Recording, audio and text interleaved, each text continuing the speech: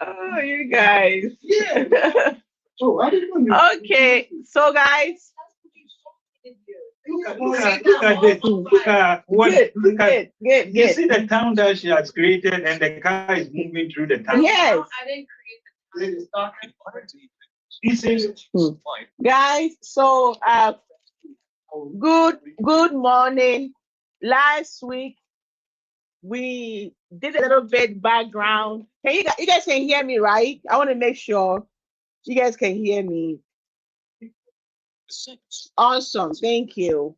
So what is it called? Ajura is not here. It's Ajura here. Ajura is not here.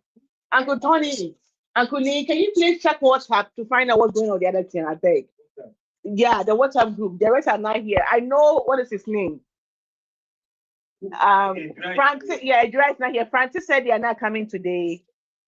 So Ajura is not here. Who else is not here? Is finished. The piston reaches dead center. The third stroke is the power stroke. Kwame Danso is not here. Yes.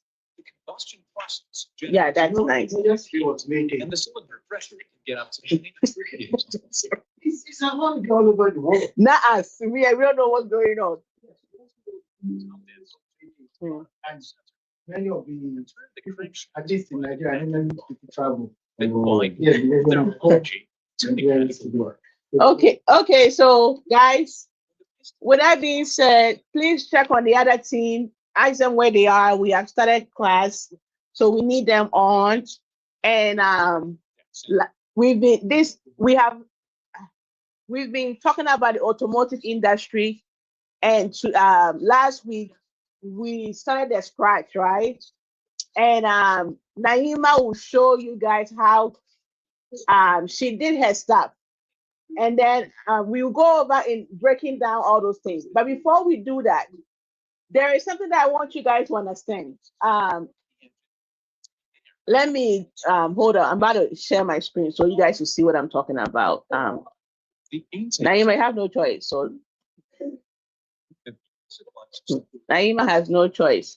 The earlier you realize you don't have a choice, the better for you. Okay.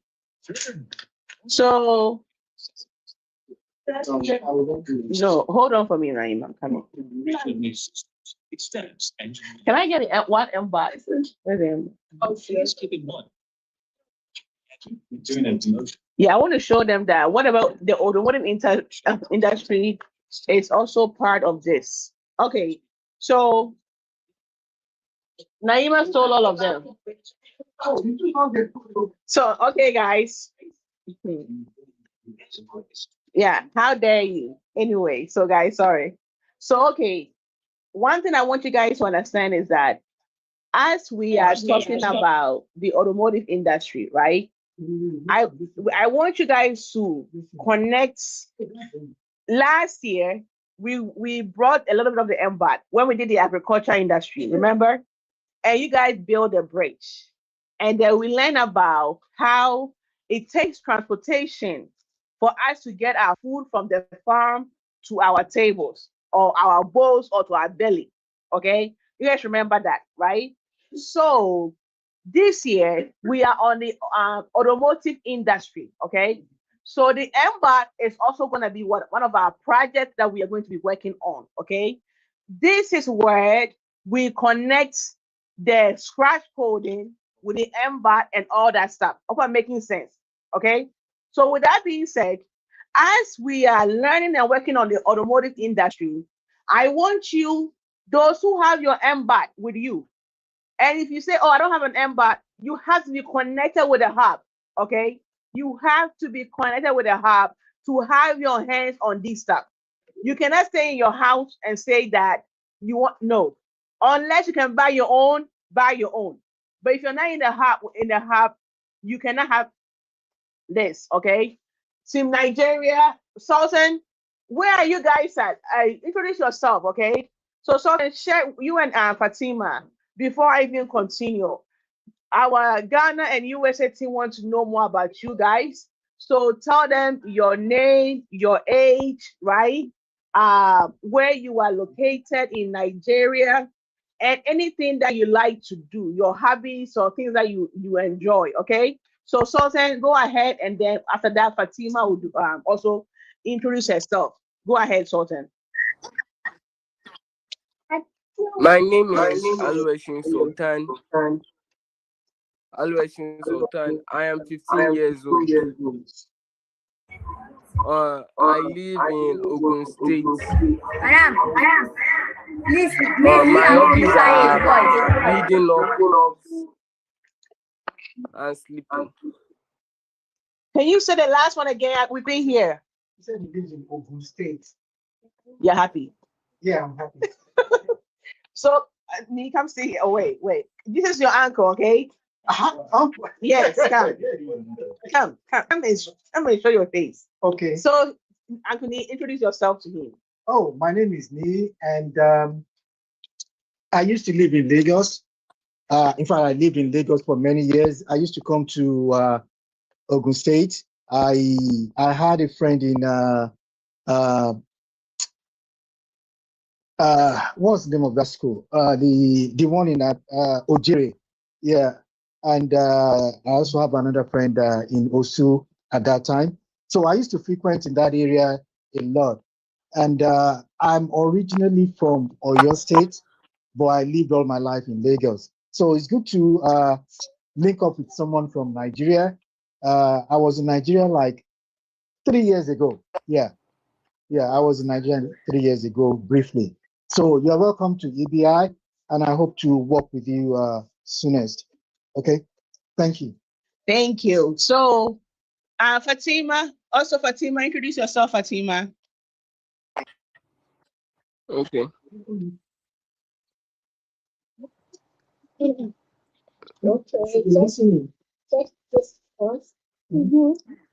Where is Fatima?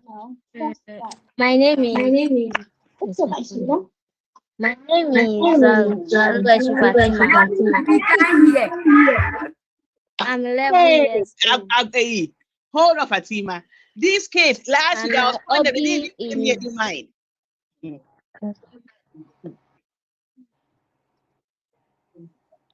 Go ahead, Fatima. Okay, my name is Alueshin Fatima. I'm 11 years old. And my hobby is reading. Okay, thank you, Fatima. So, anybody in Kibi want to introduce their team in Kibi?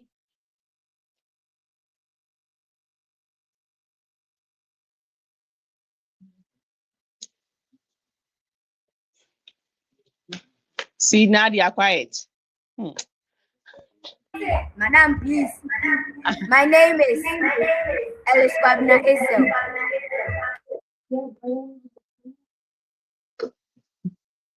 How old are you?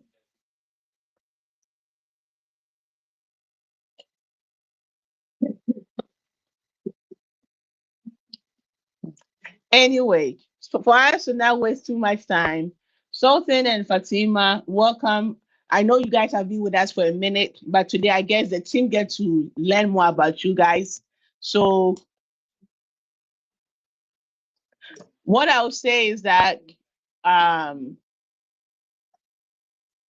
you have friends in Ghana and also in the US. So, and to Team USA, you have friends in Ghana and also in Nigeria. And so Team Ghana too, you have friends in the US, also friends in Nigeria. We are putting together a place where you guys all can chat, connect, and get to know each other. It's on its way coming. So have patience for us. Because I know that over here, sometimes when you turn the video on, the network always interrupt you guys. And so very soon we will put a face to everybody. Okay. So have patience for us. Okay. So with that being said, what I was saying is that as we are learning about the automotive industry, try and connect. Okay. Try and connect to what? Connect to the MBAT. Okay. Those who don't know about the MBAT, we will get back and we are not going to just say, oh, let's get on it. No, we're going to show you We are going to link this to the automotive industry, okay? And then show you how the part of the MBOT is also similar to the part of what a vehicle. Are we making sense? Oh, am I making sense? Yeah. So,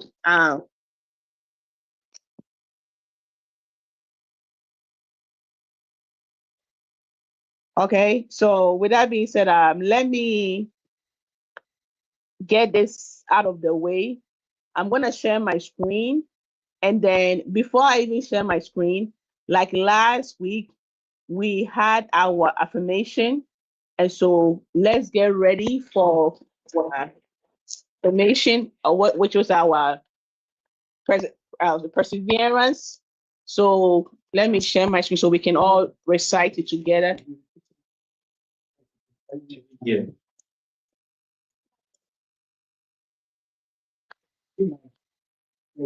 Yes, because the way our world is going, many of you think that there is something wrong with you. There is nothing wrong with you guys, okay?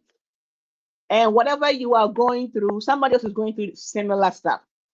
And whatever you are dealing with, what is it called?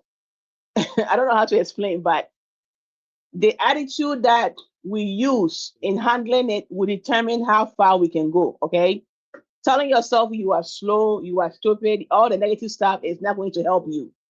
You have to change that mindset and start speaking that you got what it takes. Yes. Yes.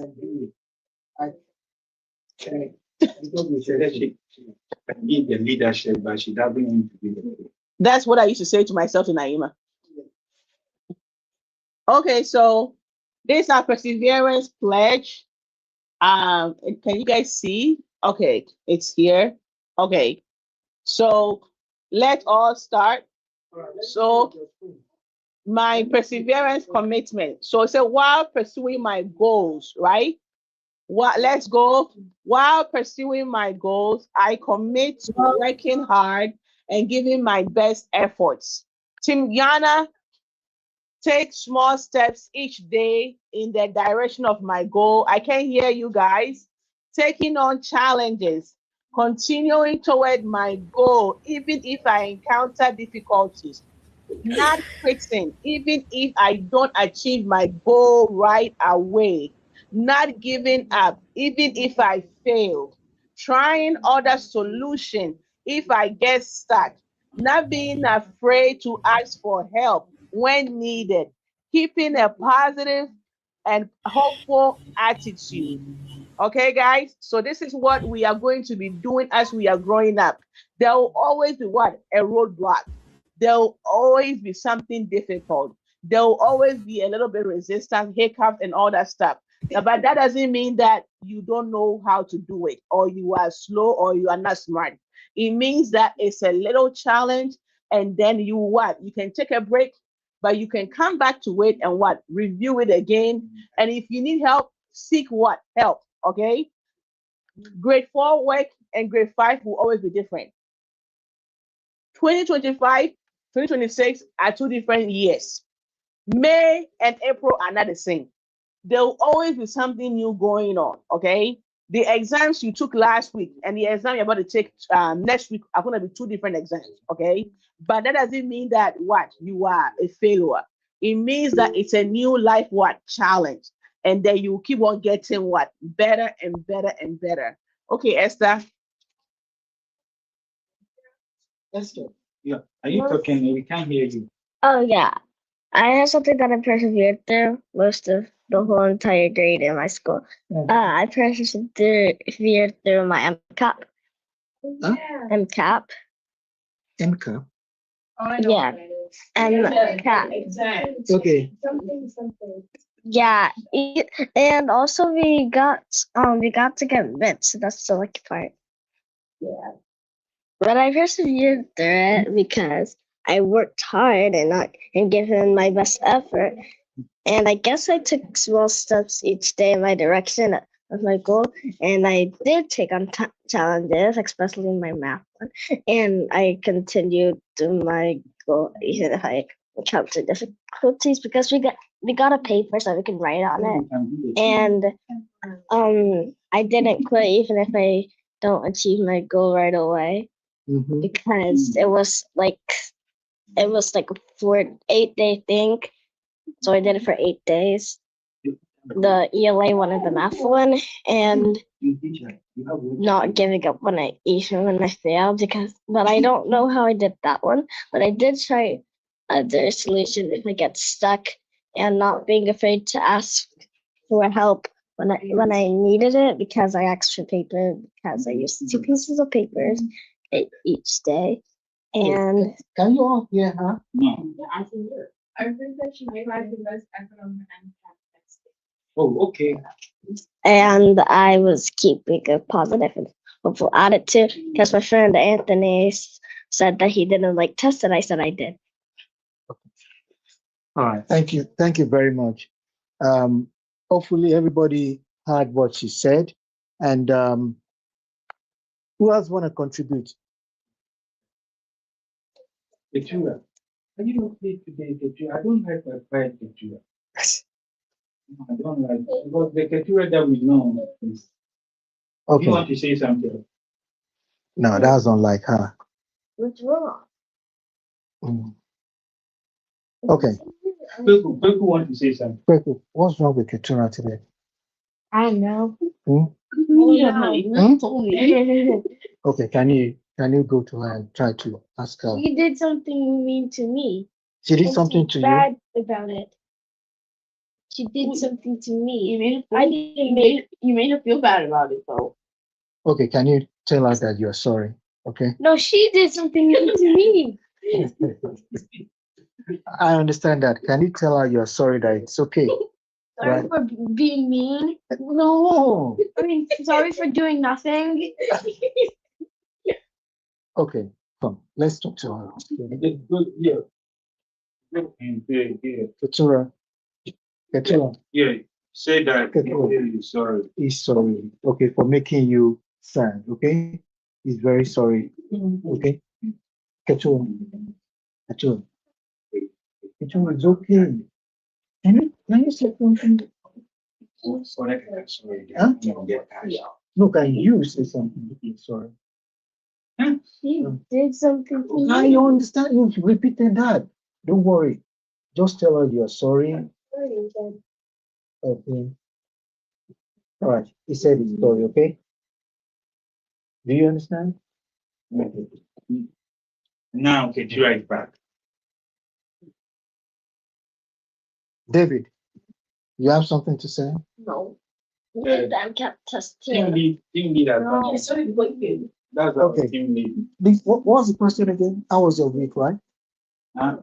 My I week was- was terrible there. No, the how do you call it? The stuff that they read. Oh, okay. So you have MCAP the whole week? Except Monday. They don't sound so important. But Yeah, it's Maryland testing. Oh, okay. it's Maryland, blah, blah, blah. I forget what the rest. All right. So these are commitments.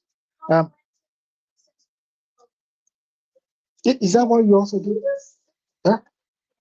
Yeah. Okay. All right. So these will be our commitment each time. And guys, we need to take this very seriously. Okay. These guidelines, if you work with it, you'll be on your way to be a better person. Okay. Working hard and giving my best effort. Okay. Let's have that attitude that, you see, good things don't come easy. We have to work hard. We have to put in our best effort. Okay. If you want to be an engineer, if you want to be a gamer, you see, all of you play games, right? And it's not the first day that you will be very good at the game, right? You start, you fall, you get up, you repeat it over and over again until you're good. Okay. So it's the same thing with life, with your schoolwork. Work hard and give my best effort. Okay. That's very important. take small steps each day in the direction of my goal, right? Each day, make an effort to be better at what you are doing, okay? That algebra that has been giving you headache, take small steps towards getting better at it, okay? Your schoolwork, your chores at home, whatever you are working on, take small steps every day towards achieving that goal.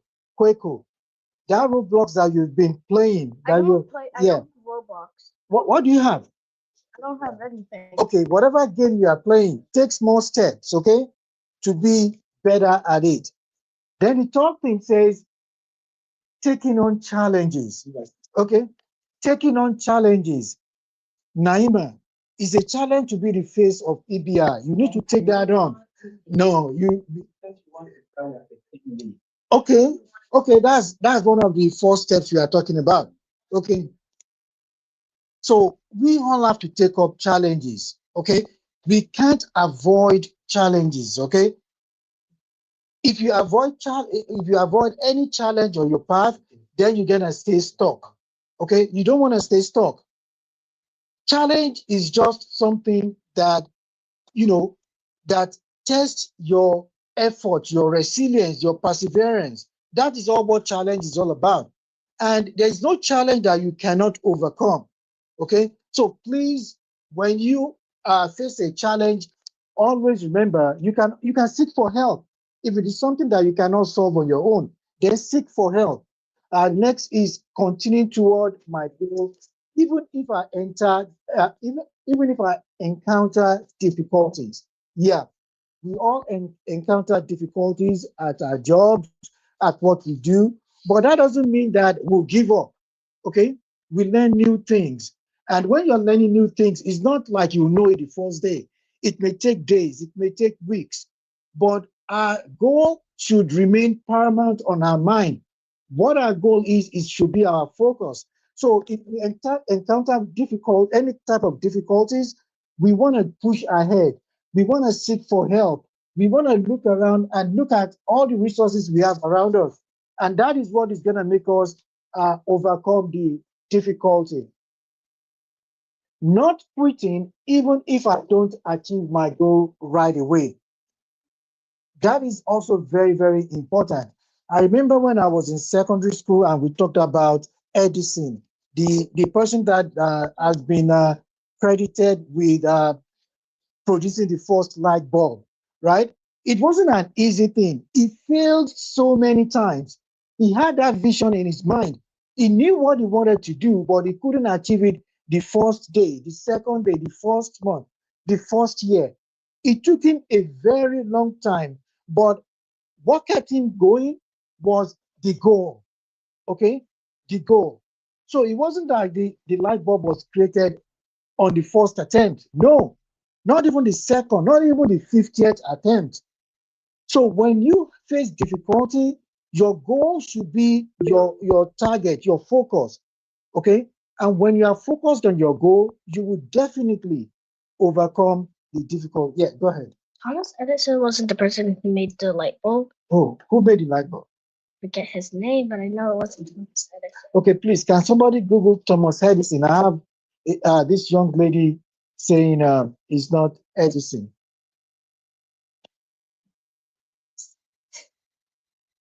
No, Thomas.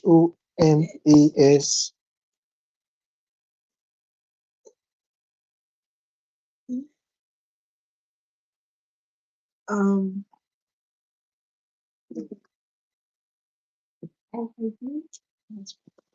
Is that not correct? Electric lightning, right? Is it not the person?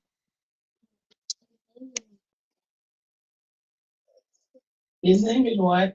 I don't know where it is. It says. Yeah, but he invented the first practical incandescent light bulb, right? He has the, yeah. You see, when we talk about inventions, right? As people are pushing hard here in the United States, in Germany, people are pushing hard, right? Research is going on everywhere. But I use the word credited. There could be somebody that made it. I mean, that researched electricity back then and got the light bulb working, but that person wasn't credited with it. But Thomas Edison, as far as we know, was credited with the light bulb. Okay. All right. So as I was saying, the message here is that not giving up, even if I fail. Okay. Even if you did not get it right, do not give up. Okay. In fact, that should be one of the most important things you tell yourself every day. I'm not gonna give up. I'm not gonna give up on my goal. Okay. And after that, we have trying other solutions instead of get stuck. That is very, very important. Okay. Don't be stuck in doing something in a particular way. Okay. That is why, God has given us the ability to think. Okay. So if something doesn't work in a particular direction, you can look for other ways. Okay. Just like you guys know that 2 times 2 is 4, right? But there are other ways you can multiply 2 and 2 together. You can even use addition, right? So there's always more than one way of getting a solution. So if the solution you are working on doesn't work for you, all you have to do is take a step back, review, think, and then you will be able to find another way to get it solved. Okay, please. Yeah, like we said last week, this is something that we'll be going over every week, and keep telling yourself, I can be a better person. I'm going to take another step in getting better. I can also achieve my goals no matter the difficulties. All right. Thank you, guys. And I think you want to start with it. Yes. Hi. So um I hope this helps. Okay. I hope this helps. So as I said, we've been talking about the automotive industry, and I said that as we are working, please connect this. The assignment 2 weeks ago was for you guys to draw a futuristic car, remember? And Naima is going to show us very soon how she did her stuff. And then any questions that you have, you can guide. So I'm going to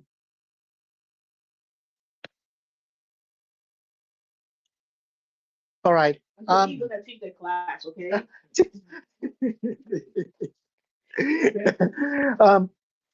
All right. So we want to review the homework we had last week. Yeah. Okay. So Team Ghana, Team Nigeria, you guys get ready. We're gonna start off with Team USA. So amongst you guys there, who worked on the automotive assignment? Yes. Did you work on it? Did you work on it?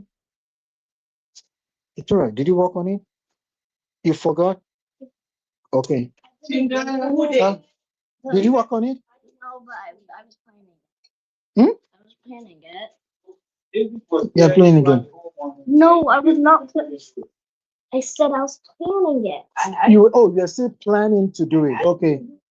Okay. All right. Okay? Can you share your screen, please? And let's quickly go through it.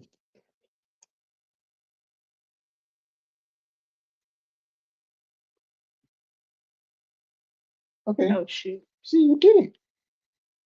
All you have to do is make it. All right, you sharing your screen? And then talk us through it. So this is my game. Well, it's not really a game, it's just a car that moves. That's it.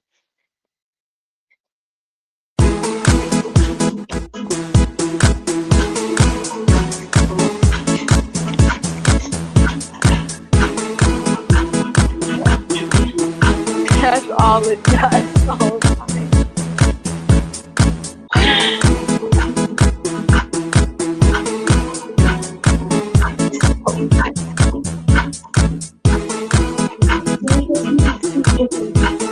That's it. That's definitely.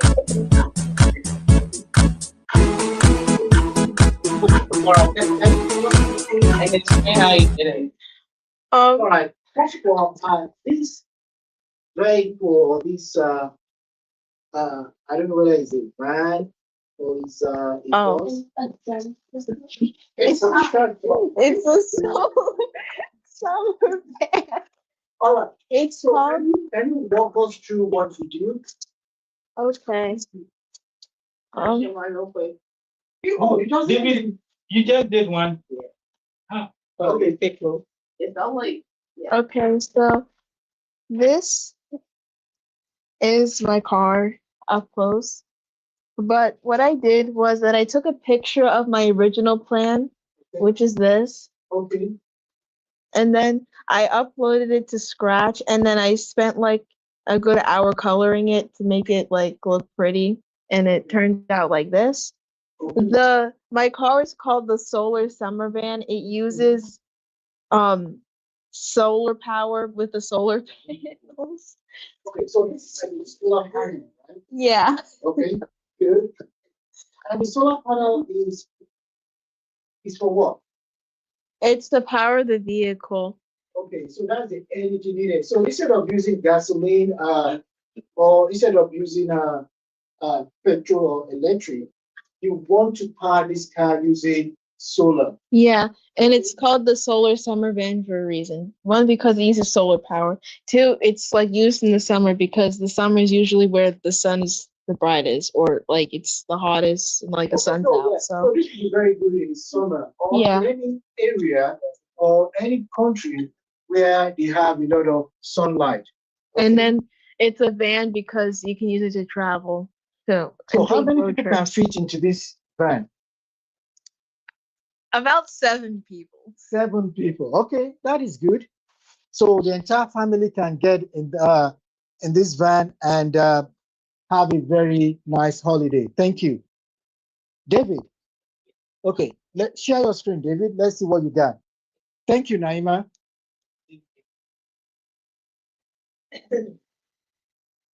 You don't show how you did it with them. I How did did. you draw? Oh, she explained. You wanted her to show the code? Yeah, Oh, okay. yeah. Sorry. Because somebody don't know how she even drew and all that stuff. And we have to start introducing her as the lead. All right, let's see. Okay, let's walk us through the code. How did you get that sprite? Let's see. Listen. I took a picture of my original drawing and then I uploaded it to Scratch. Okay, okay. And then I colored it for like the app. Okay. Okay. And then this is the code. It's not that complicated. So I put the flag, and then I put a forever block so it continuously keep going over and over again. And then I made it the back as soon as it like hit a certain point, like when it's over like on the far right, I make it go to a different backdrop and set it like at its original state. Like this. Like it goes all the way over here. And I like the music.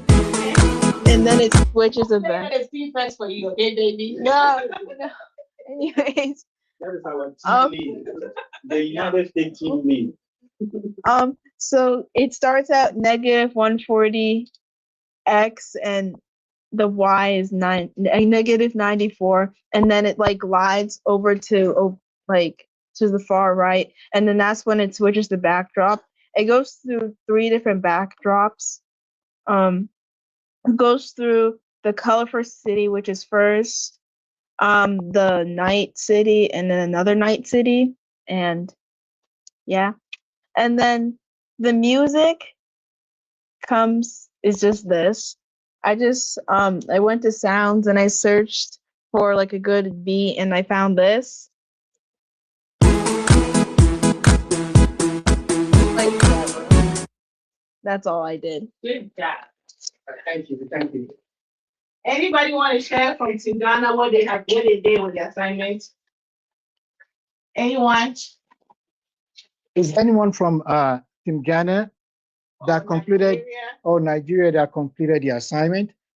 The assignment wasn't anything complicated. Just play around with Scratch. That's all we asked. Anyone did something. It doesn't have to be what Naima have done. Your car doesn't even have to move. But what did you do with Scratch last week? No, I'm not saying you. It was supposed to move. Maybe they didn't do it. They just ended with the design. Yeah. Reacted to, okay. We on Facebook on stuff. Anyone? Okay. All right, David, you ready? Okay, can you share? Yeah, share your screen.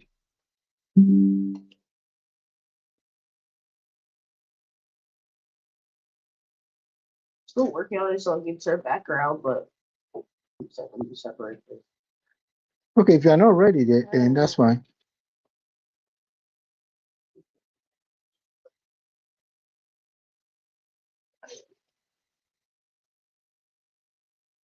Okay, now I'm on. I'll fix it. Okay, so either. Okay, yeah, is that? Yeah, who else worked on the homework or? Anyone practice with the Scratch? Yeah, that would not be encouraging if you all did not do it. Because we spent some time talking about it last week. So I think Ezekiel did. Ezekiel, you want to show what you did? let's see what you did. Okay, yes, ma'am. 1 second. Okay, thank you, Ezekiel. Don't be shy. There's no right or wrong way, guys. The goal is to really see what you've done and where we can help you to get better, okay? You guys start doing that. Stop. Give me 1 second.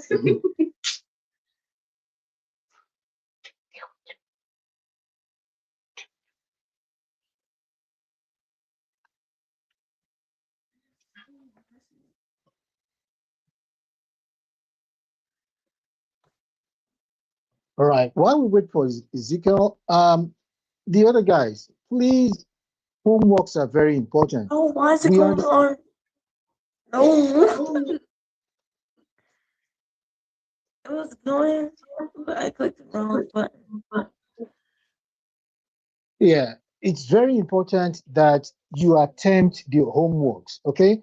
Yeah, even if you cannot complete it, at least you can present something that, okay, this is where I got stuck, okay? Not doing it at all is a very, very discouraging thing, okay? No. Attempt it. Let's see the attempt. Let's see what you tried to do. And if you did not get it right, we can always help. Are you trying to present on your phone? No. Give me 1 second. I'm gonna do it on my time. Okay. It's okay. Let's do the let's do this week stuff. Okay. It's fine. Guys, we will give you guys up to next week, okay? Try, and you saw what Naima did. The card that you drew, move it from paper to what? Digital. So what do you say? Khalees did hers. Khalees, you want to share? Okay, give me 1 second, please. Okay. Remember what I said, and I keep saying this. We are not looking for perfection. We are looking for efforts. We are looking for improvement. And the more you practice, the better you get. Am I making sense? So when you don't try at all, that means you're not building the skills. Okay.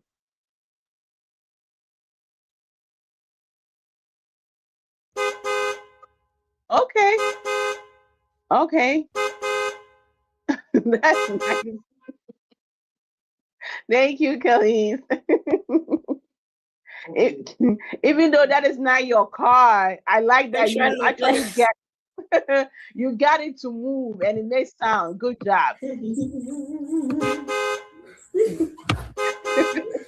Okay.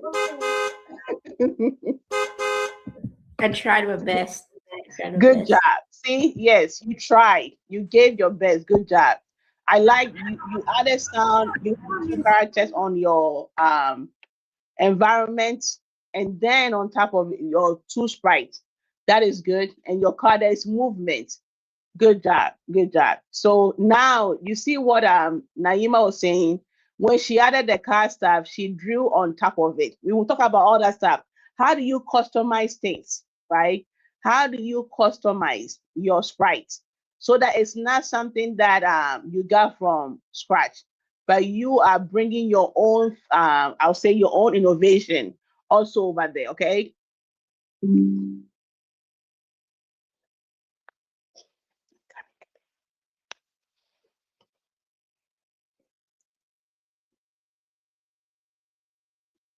Hey, you know, I didn't know.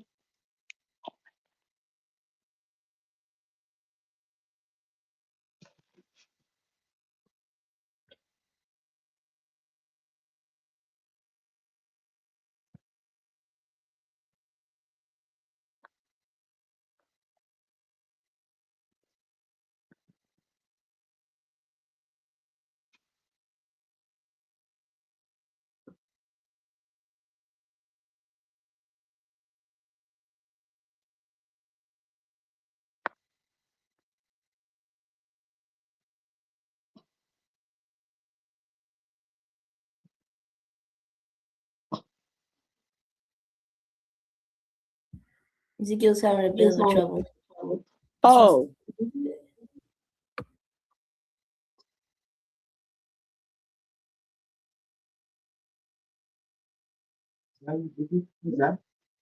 Ezekiel.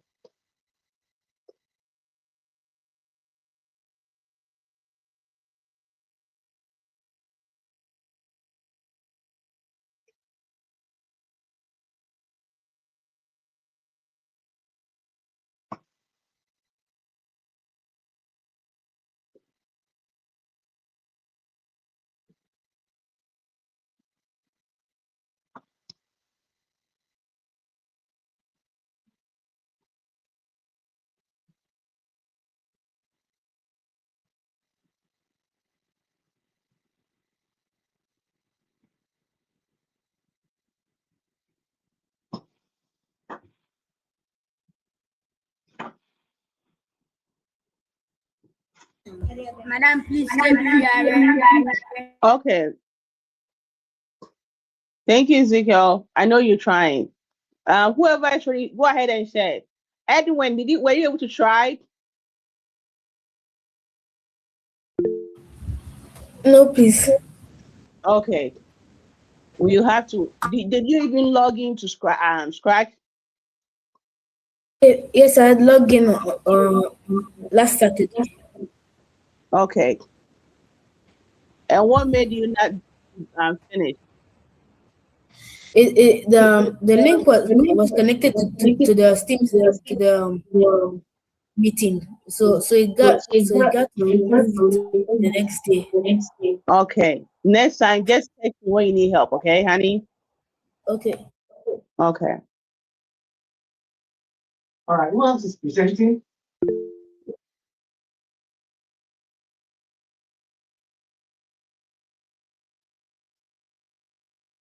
Yeah, go ahead. Who's that?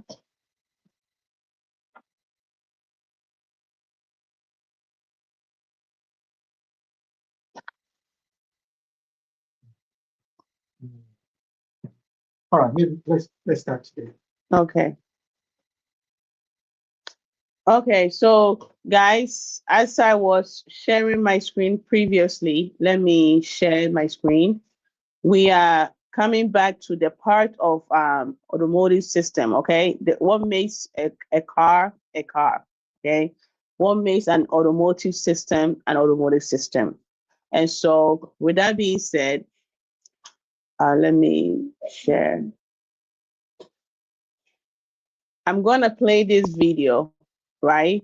Remember I said that as we are watching and learning, let's try to connect.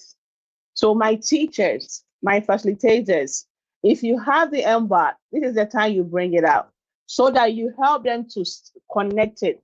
So as they are coding, they'll see how that connects to a car. Okay. So if we ask them to build their own car, they will know how to what?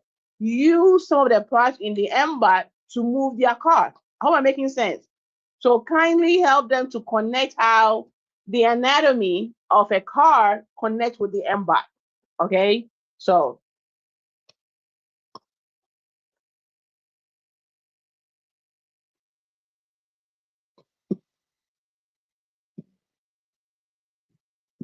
okay, TV team, go ahead, please.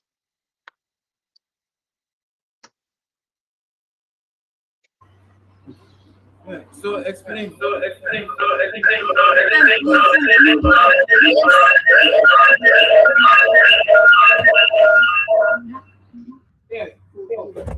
Please, this is our game. So when you click a green flag, you have a car which is pink. So when you click on the car, and when you click on the car, it will make the car go reverse. When you have drive, which will make the car move forward. And you have the steering wheel, so you can steer and at the same time come back. So if you come try again, so you can try again. Oh, okay, so this is a game.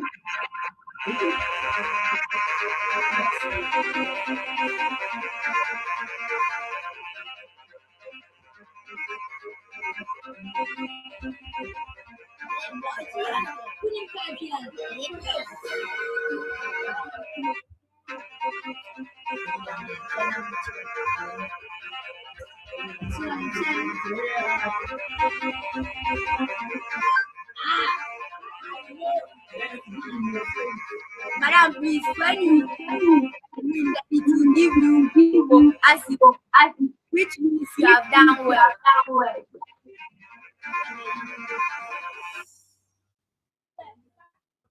Thank you. Thank you.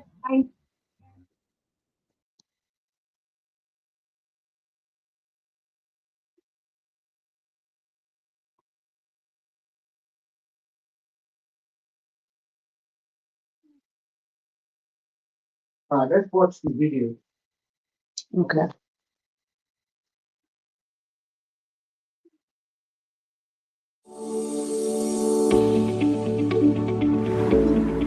In this video, we will go over the anatomy of a car.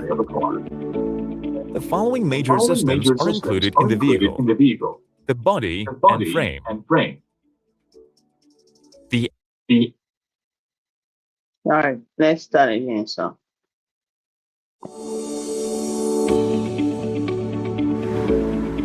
In this video, we will go over the anatomy of a car.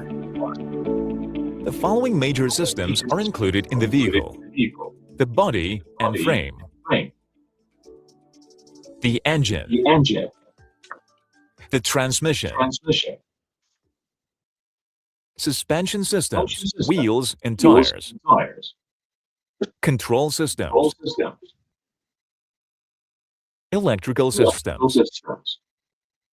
The engine subsystems and the climatic equipment are the only remaining pieces of equipment. Let's take a look at the car's major components and assemblies. It may appear complicated now, but we're gonna explore each system in greater detail.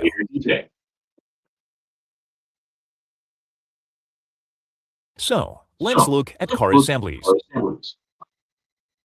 We'll begin with the body and frame. This is the body. It provides space for the driver, passengers, and cargo. This is the body together with all auxiliaries and decorative elements. Next comes the frame. It is the main supporting structure to which all other components are attached. It can be a body on frame or a unibody construction. The unibody combines the function of the body and the frame. Most modern cars use this type of construction. Body-on-frame vehicles are much rarer and primarily comprise off-road SUVs. The next vehicle system is the engine. The engine is usually located in the front of the vehicle. The engine converts one form of energy into mechanical energy, which is then used to propel the car. The internal combustion engine, ICE, is the most commonly used engine type in automobiles. Such engines rely on the combustion energy of gasoline, diesel fuel, or, in rare cases, another kind of fuel. Electric and hybrid motors are also becoming increasingly popular. You can see a 4-cylinder, 16-valve gasoline internal combustion engine. This engine's operating cycle consists of 4 strokes: intake, compression, power, exhaust. The engine has numerous subsystems, such as the intake system, exhaust system, fuel supply system, cooling system, and others. The internal combustion engine generates mechanical work, and the torque is then transferred to the transmission system via a flywheel. The transmission is the device that connects the engine to the drive wheels. It transfers, changes, and distributes torque to the drive wheels. Transmissions are classified based on the type of gearbox. The manual gearbox requires the driver to select and change gears by using a gear shift lever and a clutch pedal. In case of the automatic gearbox, to travel forwards, the driver only needs to shift the selector into the drive mode. Further gear changes do not necessitate driver intervention. The type of wheel drive is another significant distinction between transmission systems. You can now see a vehicle with front-wheel drive. Depending on the type of wheel drive, transmissions can have a variety of structures and compositions. A front-wheel drive manual transmission includes the following components: the clutch, manual gearbox, final drive and differential, and axle shafts. The clutch, final drive, and differential are all contained within the same housing as the gearbox. Now we can see how the engine and the transmission interact. The combination of the engine and the transmission system is called the powertrain. Rear-wheel drive is another type of wheel drive. Such transmission also include a propeller shaft. The final drive and differential are located on the drive axle, outside the gearbox housing. And this is an all-wheel drive transmission. In this case, torque is supplied to both axles, full-time or on-demand. Its components also include a transfer case, which can be installed in the same housing as the gearbox. The differential, final drive, and propeller shaft are duplicated on the driving axles. Let's return to the front-wheel drive transmission and move on to the next systems. The suspension system, wheels, and tires help a vehicle move along a road and receive and absorb the impact from various bumps, making driving safer and more comfortable. First, let's take a quick look at the wheels and tires. Wheels can be made from a variety of materials and in a variety of styles. They are surrounded by tires, creating an air-filled chamber. Sometimes, tires are also equipped with an inner tube. Let's go back to the suspension system. The suspension includes the wheel hub. This is a wheel hub mounted on a steering knuckle. The spring, a coil spring in our case. Shock absorbers. Suspension links, arms, and beams. This type of suspension has an arm control and a shock absorber that performs an additional function of the suspension arm. The anti-roll bar. the subframe, and bushings. Oh, then get The them front bar of the suspension system uses McPherson struts, which are very popular among car manufacturers. You are still at Chick-fil-A. On the rear axle, you can see a semi-independent suspension with a torsion bar. I thought I was going to order pizza. Next, car control systems. No, bye-bye. Stop They saying this to include my- Bye. the steering system, the braking system. In this section, it would also be appropriate to review engine and transmission controls. So, The steering system is required to change the direction of the car's movement. Okay, someone, hold up. Someone is saying they don't understand what this video is about, okay? You guys drew a car, right? And the assignment was draw a futuristic car that, what do you think a car in 2050 will look like, right? So you drew that car. And we told you guys to label, let us know what type of energy the car is going to be using. Is it going to be water?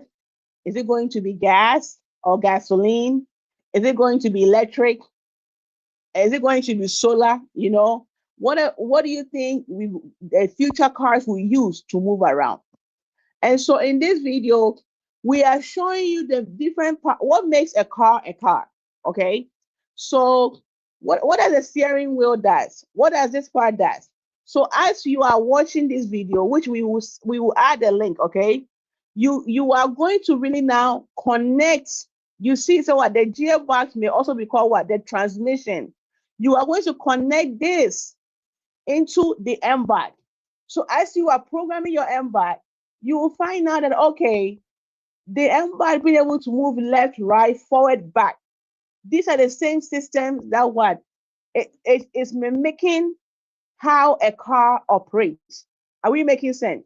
So if we say that design your own car or whatever car that you set for the future, now bring that car to life and label them in a way that this is what my car part is going to look like, that. Because before an inventor or anyone can bring any idea to life, they must first think about it, then write down what they are hoping it will achieve, right?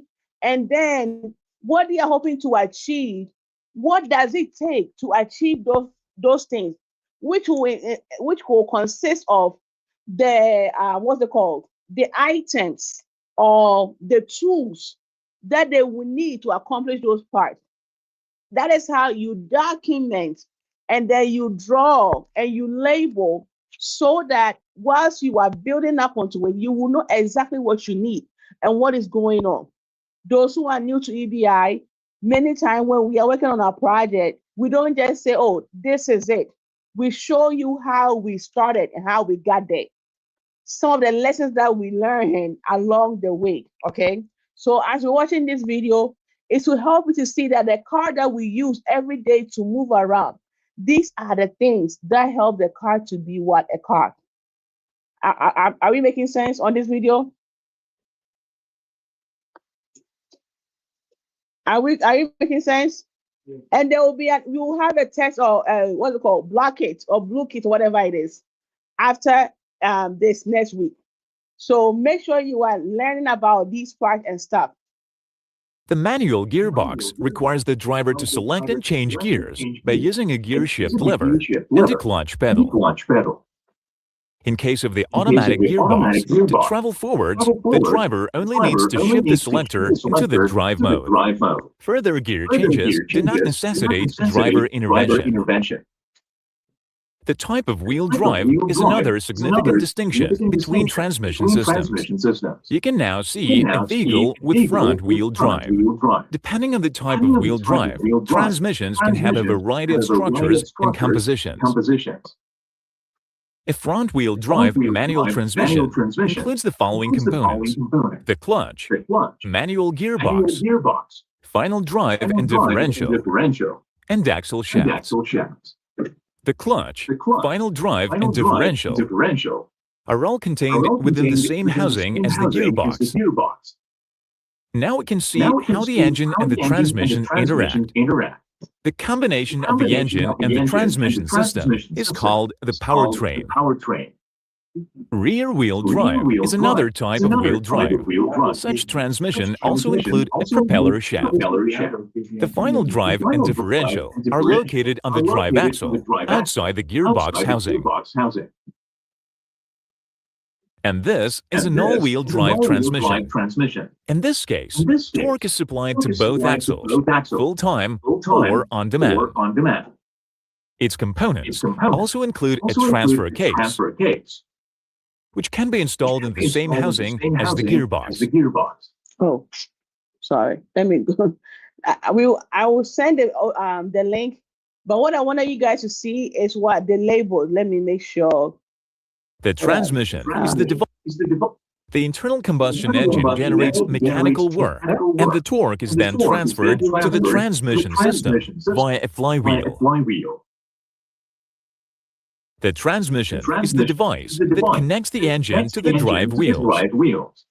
So here, your assignment will be, how does this transmission connect with the MBOT? What is the MBOT transmission system? Are we making sense? We will do all that stuff. But I want you guys to really be thinking so that when you are programming your MBOT, you understand what is happening. Are we good? Team Ghana, do I make sense? Team Nigeria? Yes. The M-board is compact. Yes. This is not it. Oh, it's not here. The actual one. It has all these, like, when it says the engine, that will be probably this system here, right? Helping it to move and stuff like that. So they have to really find a way to really be able to label. And the slide, other topic will cover all those things. But what I wanted to bring over here is how they have labeled all this stuff. Are we making sense? Okay. So we will have a quiz on all these things. You see the step-by-step approach that they have set it up, that without these things, the car is not going to move. There's an ingenuity behind the automotive industry, okay? And when we learn about Henry Ford and his machine line or assembly line, people were responsible for sometimes just this area. It wasn't one person handling everything. There were many times one group of people who are handling just the axle shift, just the propeller shaft.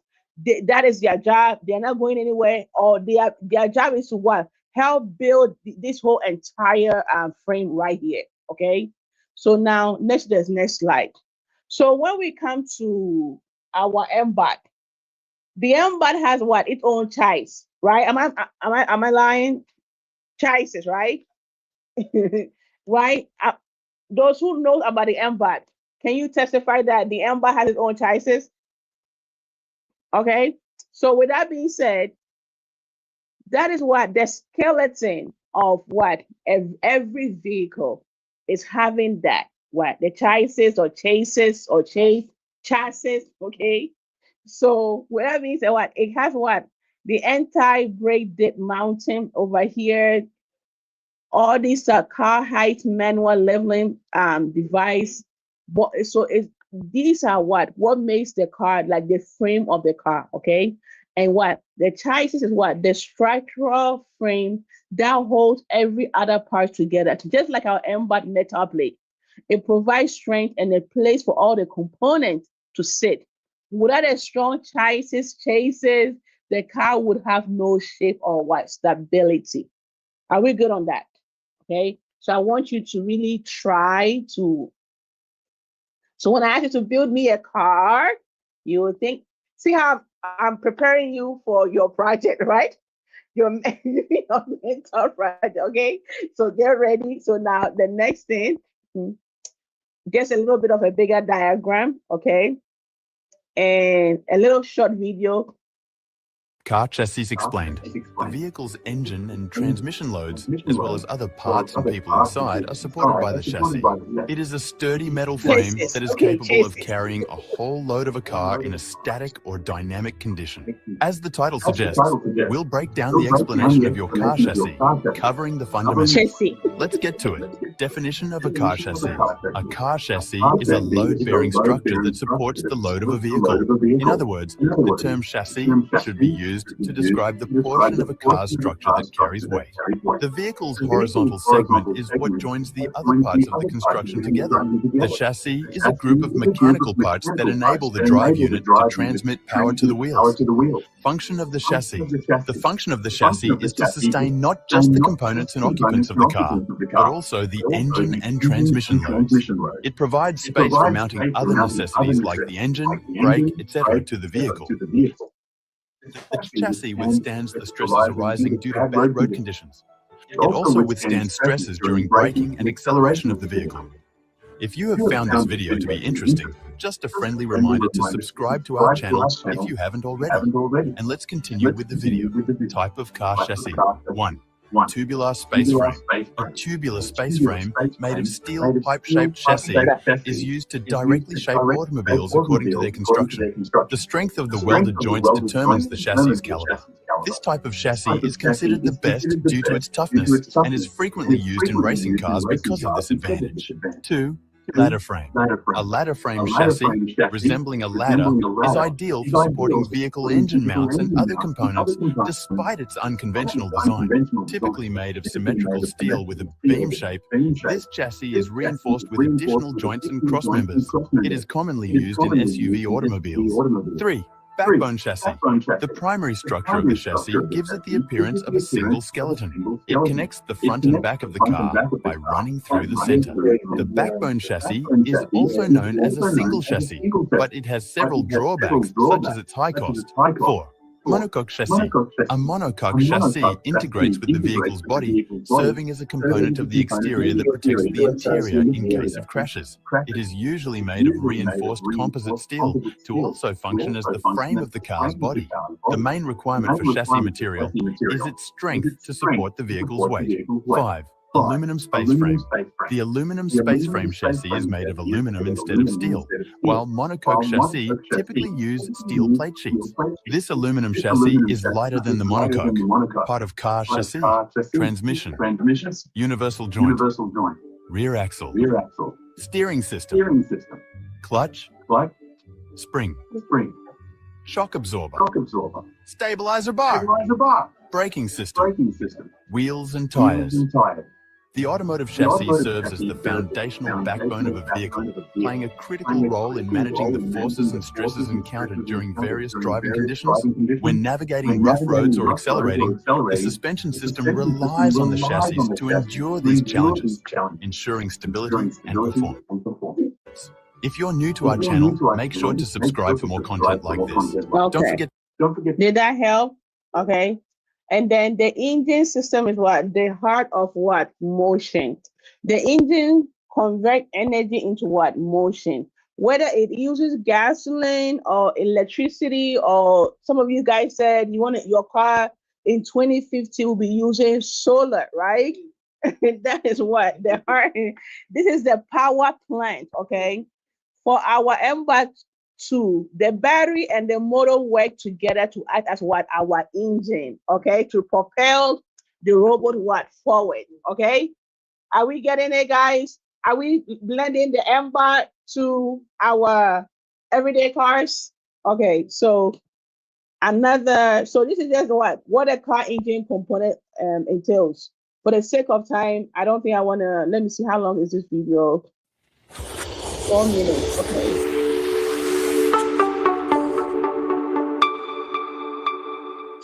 Car engine components, functions and diagrams. The engine is the heart of a car.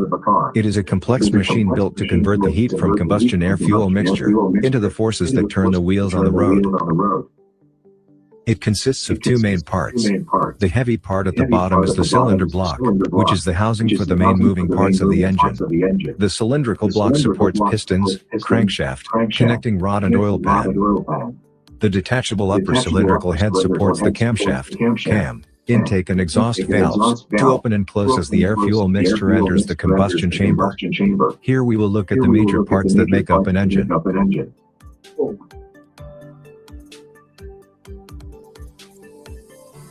Engine block. The engine block is the main support structure of the engine, in which combustion takes place.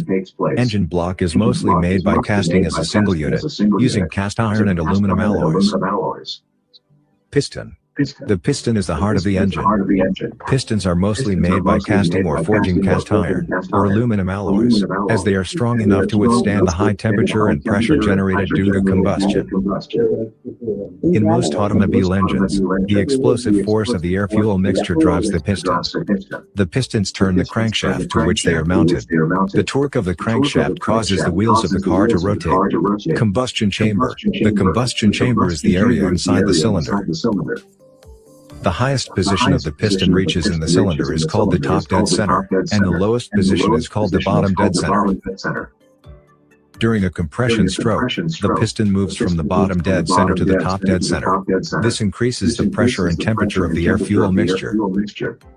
Once the piston reaches the top dead center, the spark plug ignites the mixture and produces energy. Connecting rod.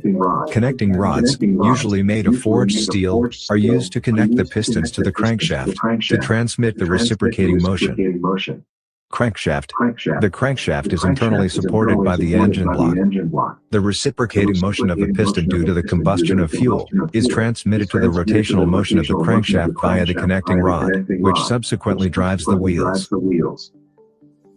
Timing belt. The belt is a heavy-duty rubber with cogs to grasp the pulleys from the crankshaft and camshaft.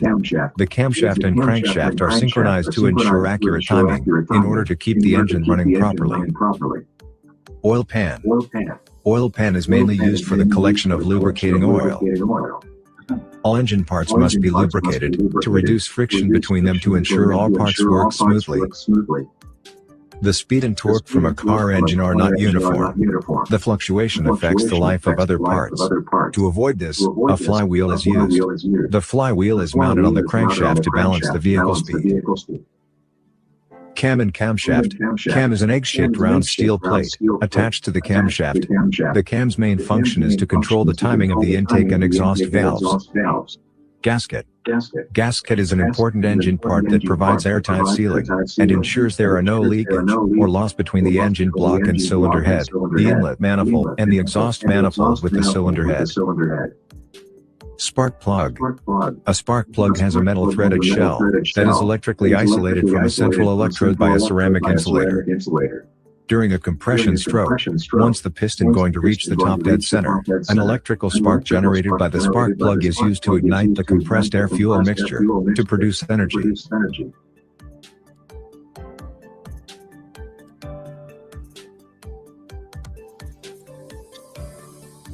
I hope. And we will break all these things apart, okay? Don't worry about trying to get it. So, what is it powering the future? What was the first form of energy that they used for cars?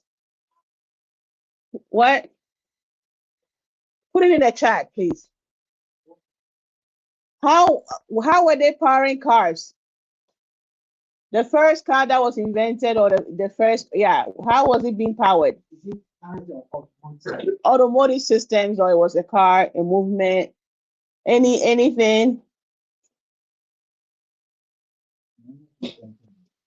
Okay, so why am I not seeing my chat?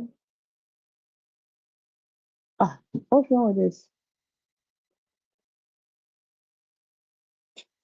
Let me come here, because I don't know what these people are. Okay, Naima says Steam. Anybody want to counter what she said, or we all agree that they used to use Steam? Okay, thank you. Okay, so yes, it was Steam that they were using. Yes, thank you, Naima. Yeah, they were using Steam. Yeah. Good job. So as I was saying, horses. Before horses, they were using I was there before. After horses, the next thing they were using to help cars move or make things move faster was the steam engine. Okay, and then from the steam engine, they who came out with the first gasoline car? Anybody remember the company that invented the first gasoline car? Benz. Thank you, Esther. Benz. Awesome. Okay. Who said it then? Oh, David. Sorry, David. Thank you, David. Sorry. Okay. So good job. So after that, now we've been stuck with what? The whole gasoline car, and now we have what? Electric cars and then gasoline cars. So there are cars that use electric and there are cars that use what? Electric and gas. Are we good? Okay. What do we what's the name that we give to electric cars? Anybody knows? What name you give to electric car? Yes. No, there's a special name.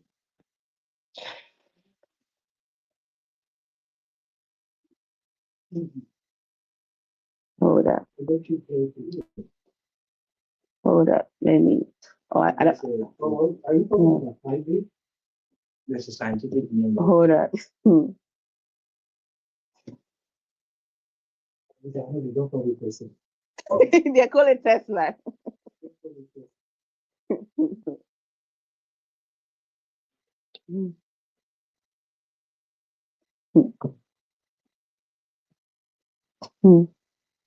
Yeah. Anybody has a name for it? Like the shortest name that they give to it? No, I'm just kidding. It's called EV. And then some people call it zero emission vehicles. Okay. I'm trying to teach you guys something. Calm yourself down. Okay, anyways, I can just get it. So anyway, before that, so we said before that we're using horses, right? With a carriage to move things around. And then came the steam engine. After the steam engine was the what? The traditional gas engine, right? And now we have what? It's over here on the screen, electric innovation, the EV cars, okay, electric vehicles. And now we have the hydrogen fuel cells, which is like coming along little by little, right?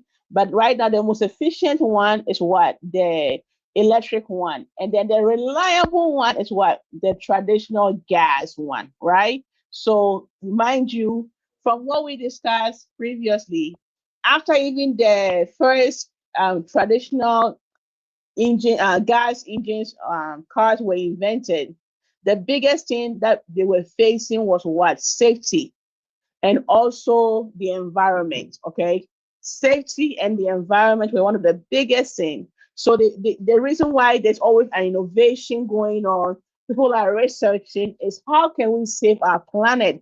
Because the more we are using the gas, the more we are polluting the environment. Okay, so the reason why now I'm coming, the government, everyday people are working on bringing out different alternatives to how cars are powered is because of what our environment. Are we good?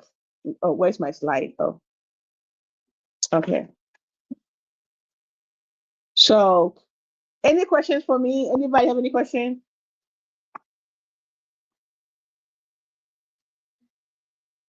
Okay.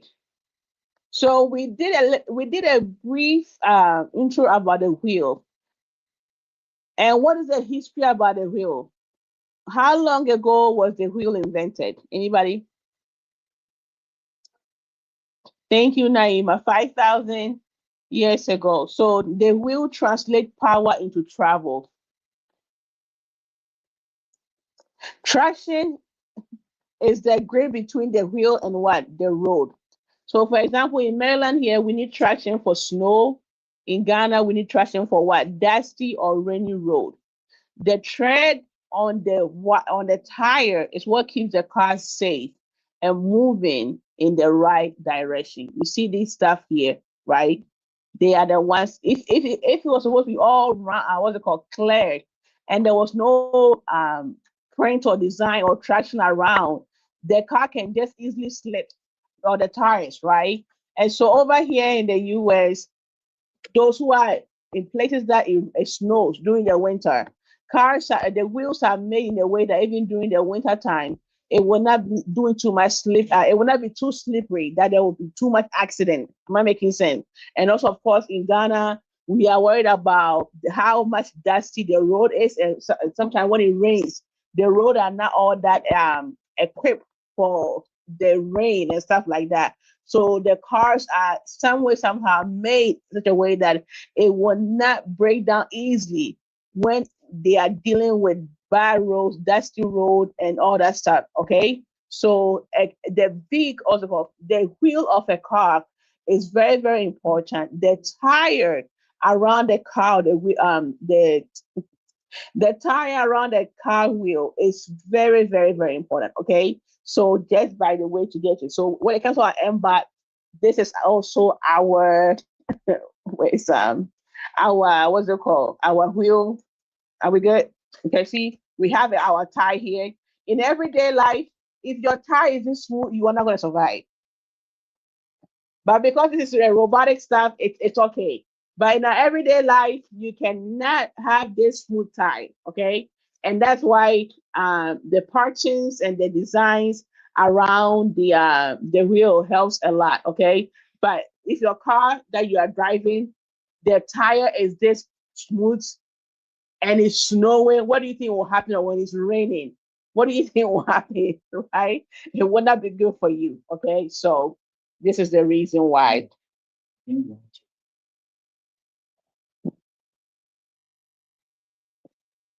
Okay. Now, the sensors, the eyes of what? The car. Okay. The sensors uses radar, vision, and ultrasonic. Does our MBAT have ultrasonic? Okay. Awesome. Awesome. So the radar uses radio waves to detect objects and measure speed of other cars nearby, right? Sometimes some cars will beep when there's an issue, right? When you are getting too close to another car or there's a car behind you and stuff like that. The vision, cameras identify lanes, road signs, pedestrians to avoid accidents. There are some cars that has cameras, okay? And sometimes even the radar, all that stuff even helps you with your GPS. Some cars have GPS to help direct you and all that stuff, okay? The ultrasonic, it uses sound waves for parking. This is exactly what we use for on our MBAT. So cars have ultrasonic type of system, and our MBAT to have that. So we will talk about more about that very soon, okay? So the brain, what is the brain of a computer? Brain of a computer. Yeah. Brain of what? No. No. What's the brain of the computer? Yeah. Oh, it is? Yeah. Thank you. CPU is the brain of what? Of a computer. And the brain of a car is what? The electronic control unit is the car's brain. ECU, okay? Electronic control units is the car's brain. It takes info from sensors, tells the engine what to do. Modern cars have more code than space shuttle. This is why learning to code your robot is the key to the future automotive industry. Am I making sense? Don't think, oh, you can't hear. Oh my goodness. Guys, I am so sorry.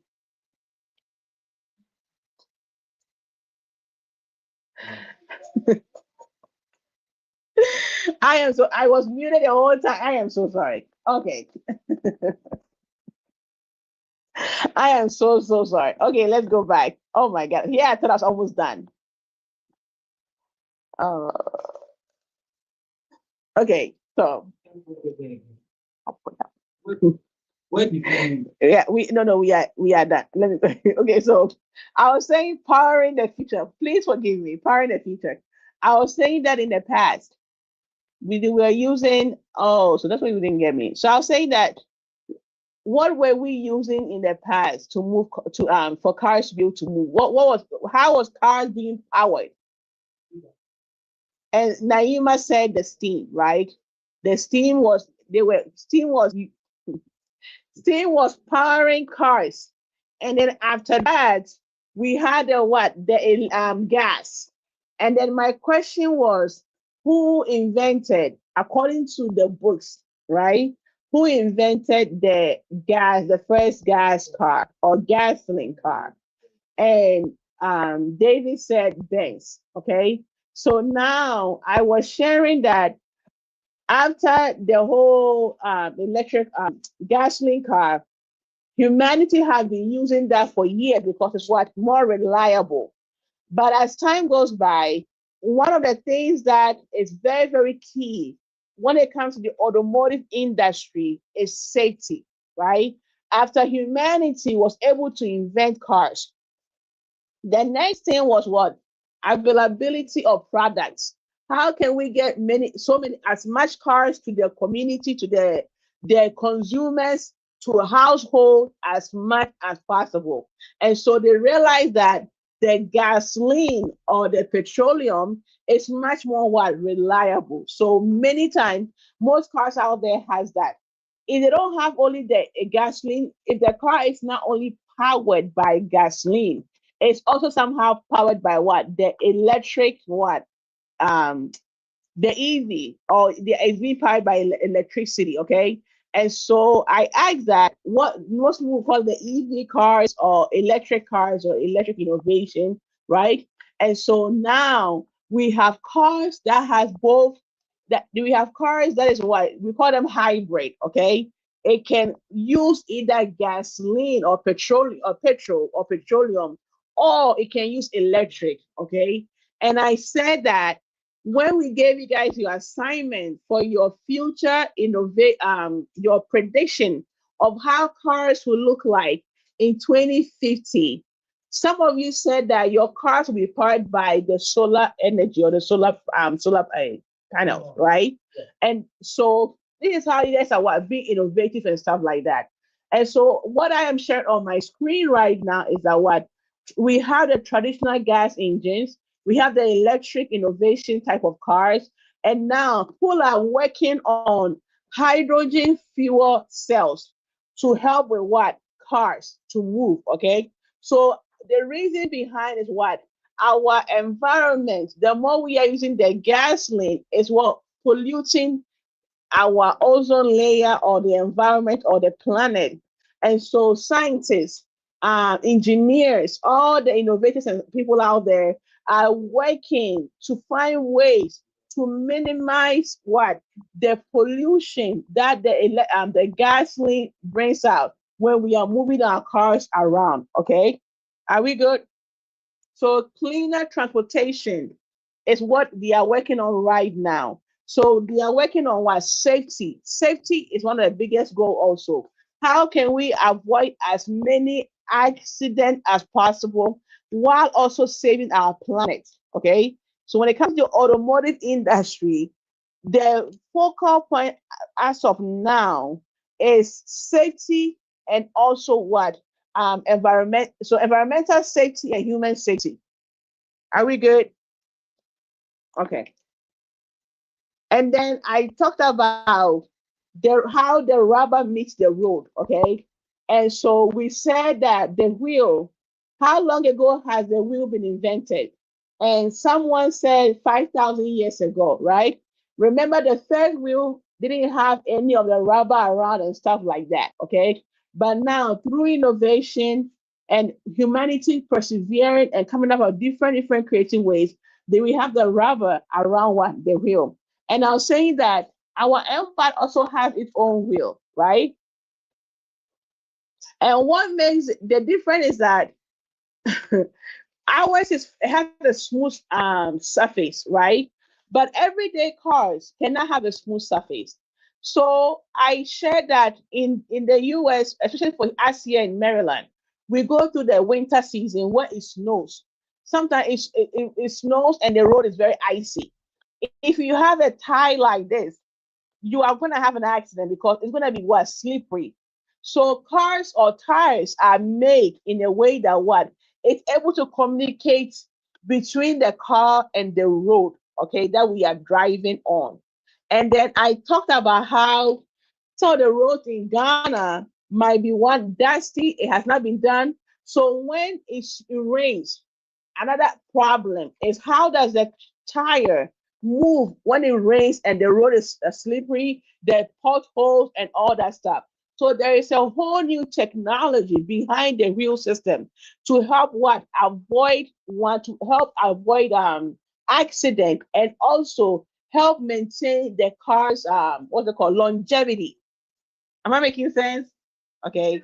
So sorry about that. I didn't know I was on mute. So I was saying that just as cars, every car has sensors. Every car has sensors. And this is what is what? The eyes of what? The car. And I was saying that our MBOT 2 has what? Sensors. Okay. And so with that being said, the car has a radar.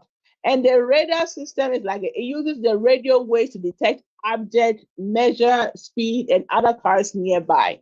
And I was saying that some cars, some newer cars, when a car is on the right, left, front, back, based on how many feet difference, the car will make a sound or it will shake or like vibrate or something to alert you that what there might be other cars around, other objects around you. So what, be careful, okay?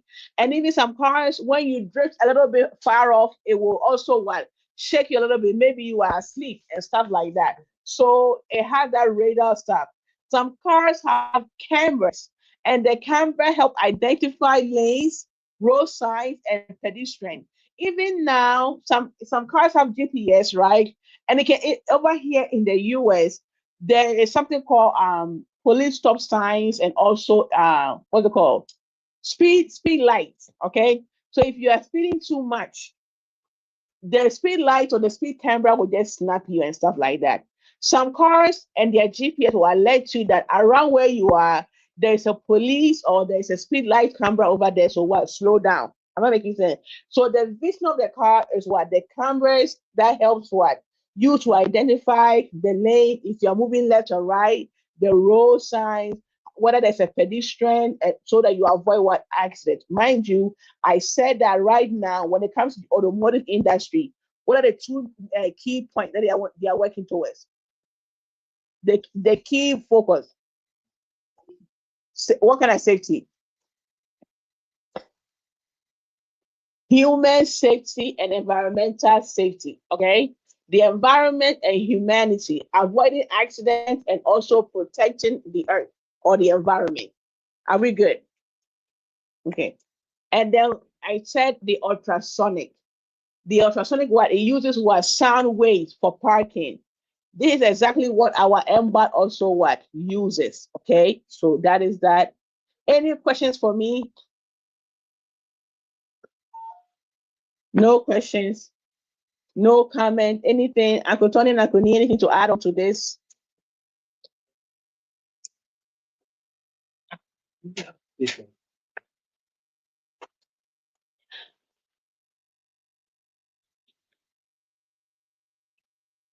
You hold it like that. So yeah, so like what like what she said about the the vehicle, right? The EV and all the cars that we have.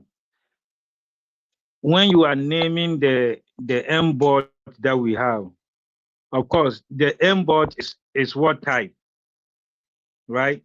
Can we say the M board is a EV? Yes. Why? Easy. What powers the M board, guys? Huh? Yeah, there's a battery in the M board. Right? If you look back here, Yeah. there's a battery in the M-bot. So the M-bot is an EV, basically. Yes. Okay? Yes. Yeah. You can also connect it directly to electricity and charge the batteries. Okay? So EV is the way. Okay? We are moving away from the vehicles that uses what we call fossil fuels. Anything that uses either coal or gasoline, we want to move away from that because of our environment, because of our planet, right? There's so much pollution, and that's one of the driving forces that is pushing EV. And also, many governments are also making it easier for people to buy EV cars. Okay. Now, where you come in is that, yes, we have EV cars. It has been invented, it has been developed. But now, the next stage is looking for cars or vehicles or automotive vehicles that actually drive themselves. Okay. That is the next stage. And the M-board is a very, very good place to have a prototype. Use that as a prototype to design how you want to make your vehicle move. Okay. And that takes us back to scratch, and which also takes us back to the homework for last week. Okay. When you guys start thinking about how you're gonna input your code into the M-bot, right? The M-bot begins to move, right? Once you load the code onto the M-bot, it begins to move. Okay. So if there's someone in the M-bot, that person, doesn't have to worry about, turning the wheels or looking left or looking right. The vehicle just move on its own. Okay. And it's all because it is being powered, one, by electric or batteries. And secondly, there is a code that is assisting it to navigate the roads. Okay. So that is where we want your focus to be. How do we develop a software that we can input into our M-bot and make the M-bot do a lot of things? Okay. Do you all understand that? That is our goal. Write a software that we can input into our M-bot so that the M-bot will be able to move. As you know, moving around in the city is slightly different from moving around in suburban areas. Okay. And also remember, one of our goals last year was we focused on agriculture, and moving a vehicle in a farm is another, that's a completely different environment because the roads are not tarred, right? You don't have smooth roads, you have trees, you have gravel, you have so many obstacles along the way. So if you're gonna program your M-bot to move around in that area, that means you have to put so many things into consideration. Unlike when you want your M-bot to move in the city or in the suburban area. Okay. So it is important for you guys to understand how to use Scratch, okay? And how to use that, how to program using Scratch and inputting that code into your vehicle, okay? All right, thank you.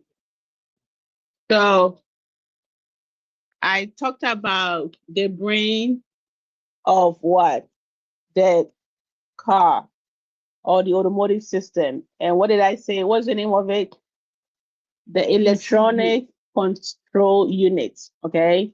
You got to know this because every computer system must have a brain. Okay.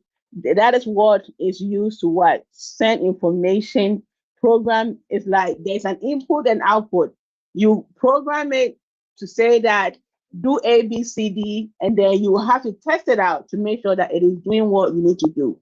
And so, how do we bring the ECU, the CPU, and all that stuff together? Remember the smart house?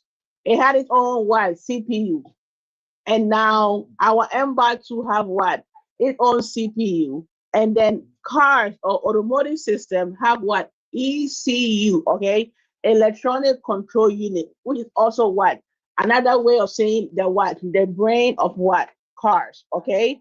The brain box. Yes, and we had the video that we shared. You saw it. We'll go back and watch the video, and I'll share the slide with all of our hubs so you guys will be able to watch it again. Okay.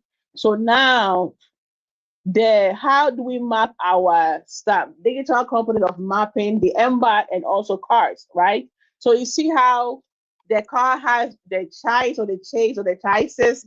So over here you see the frame right here, right? We have the wheels, the exhaust pipe, steering rack, shock absorbers, drive shifts, and differential.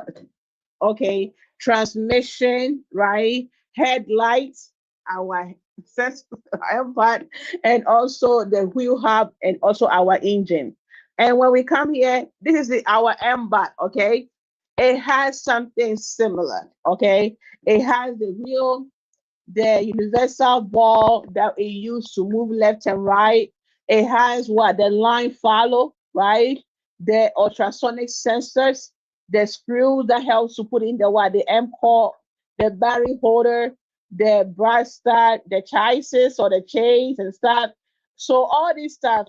So trying to really allow you to see that the MBOT and the car system are not like it was a little bit to mimic how what cars operate, right? And then now, mind you, I said that the amount of coding in cars, they say it's more than even a space shuttle, okay? So for a car to be what it is, there's a lot of computer programmers, coders behind controlling, coding and programming the car to do what it needs to do. So this is where the tech comes in, okay? So the tech people are helping to code and program. What is it called? Those who are doing so see why we are a STEAM organization. Why? Science, technology, engineering, art, and mathematics, right? And so all these, they are people from all different type of industries. The science industry, the tech industry, the engineering, the art, and the mathematics to help us to what? Bring cars out there. You might say, how does art comes in place? There are cars that it will ask you, do you want your car language to be English, Spanish, Chinese, all that stuff? That's art. The language of the driver means a lot. The manual system, how did they design the manual that you'll be able to read and understand? That is where the art piece comes in. How does a car shift? We ask you guys to draw your futuristic car. That is where the art one comes in, okay? So art is part of everyday life. Why would somebody pick a Tesla car over a Mercedes or a BM or a Chevy or a Toyota? The art piece. Somebody can see a car, they don't care about the engine. All they care about is the look. Because there is an artistic part in it to attract audience to want to sit in the car, okay? So the art is part of our everyday life, okay? So don't say, oh, there's no art in this. There is. When it comes to the math part, okay, how does math comes in all these stuff? Remember the sensors that I spoke about, okay? How did they even decide how much gasoline or electric do they need to power the vehicle? They have to measure all those things, okay? When they talk about the sensors between two different cars, when do you need to know when to give us the beep? Remember when Khalees showed her scratch code.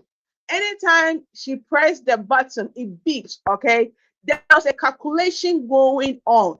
That's where the mathematicians and all that stuff comes in, okay? The engineering and the tech and the science. How does science come in the car industry? We talked about what? Saving our planet. Why would anybody care about moving from gasoline to, what is it called? PV, also even the fossil fuel, the other hydrogen fuel and stuff like that, because they are studying how the gas or the after effect of the engine, the gas is affecting our environment, right? And they are researching and researching and researching and asking us, what can we do? They are asking themselves, what can we do to improve our environment? Because what the electric the gasoline car, the petroleum is affecting the environment or bringing too much pollution. Okay, and so they are always finding creative ways to help out. This is where the science people comes in, and there's so much funding and money out there to help people to research on ways, because the train system needs power. The plane needs power. Anything that is part of the automotive industry, it needs some kind of power. To get everything out there, you need to be moving things. So they are trying to find as much ways, creative ways to minimize the environmental hazard that is happening. So like when it comes to the automotive industry, which next week we will talk about the careers in the automotive industry, you'll find out that there is a place for you in all those places. Whether you want to focus on the science area, the tech, the engineering, the math, or the art area, there's a place for you. Okay? I want to say doctor. There's a place for you in there. Really? Yes. Yes. I'll be looking forward to that. So so I said that how does road salts in winter affect the chassis, and why is all-wheel drive important for our students in Maryland, Westminster, Baltimore, what's it called? And then when it comes to how do we protect engines from dust in a Jura? What kind of suspension is needed for our house in Choco? So this is one of the stuff that I want you guys to think about. We will break this thing down more, okay? How does the structure of a car affect the environment, okay? Or how does the environment affect the car, okay? Think about that question. How does the environment, so every car, so I want to show you a video of how cars, those who are in the very snowy place, how they have set their cars up. Any questions for me? It's almost time to go, so hold on.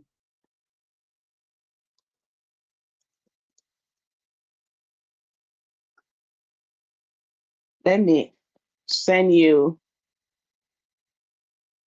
You done.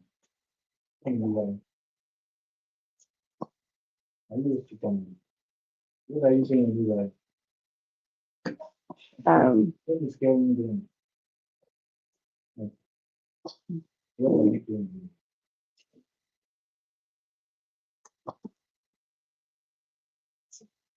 Let me share this screen. Okay. Let's see.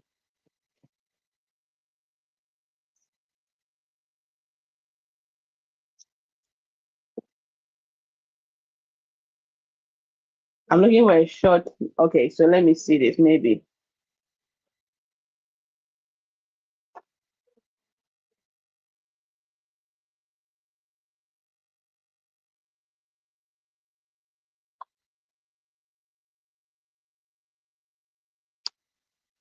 Share this instead.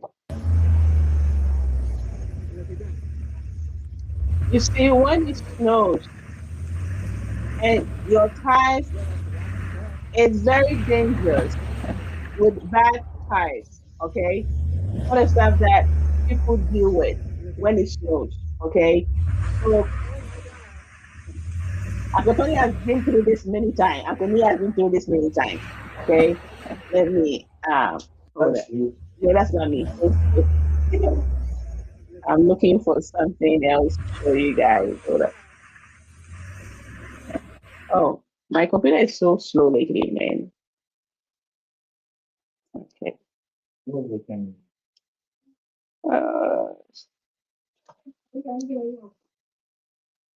I'm finding. I want to find. Okay. I don't want anything too long. Okay, over here. It's coming. What happened to your video? Okay. This is Pocket. I never go anywhere without it. At the tap of a button, it records and creates.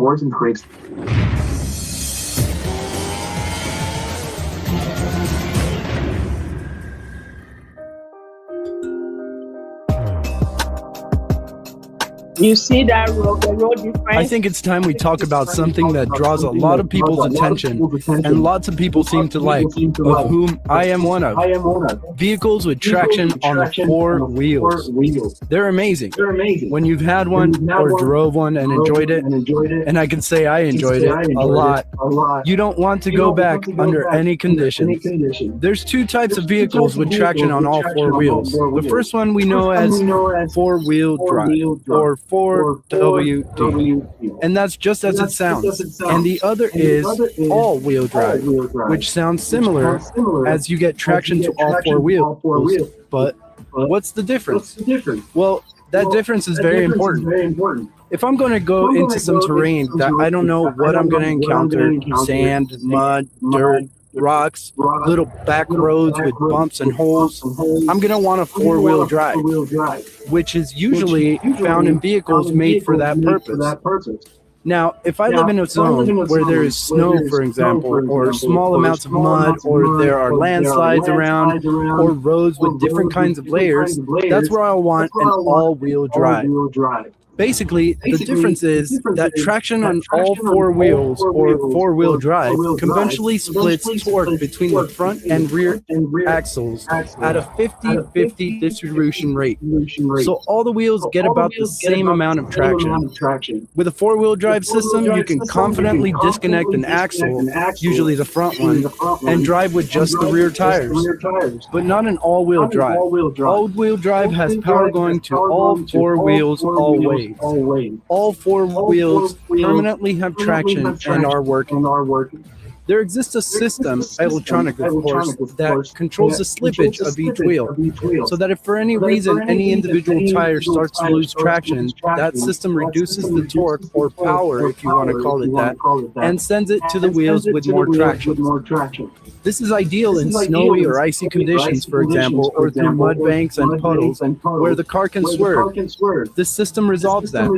It is a noticeable difference in daily driving because in those conditions one is very much safer than in a regular vehicle. So to sum it up, four-wheel drive is for more extreme or off-road use, and all-wheel drive is for more of a conventional laid-back kind of drive.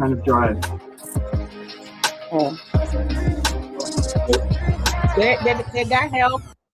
Yes. Okay, so based on where you find yourself, at least you know what you need, the type of car that you need, right? Mm-hmm. So not all cars are made for the same road. Are we good? It's 12:27 or 4:27 in Ghana, right? Yeah. Okay, so any questions for me before we end today's session?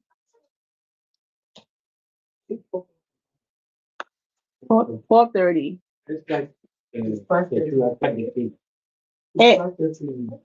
5:30 Nigeria. Oh, nice. Any questions?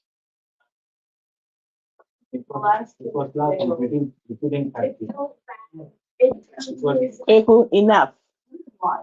Shut up, baby.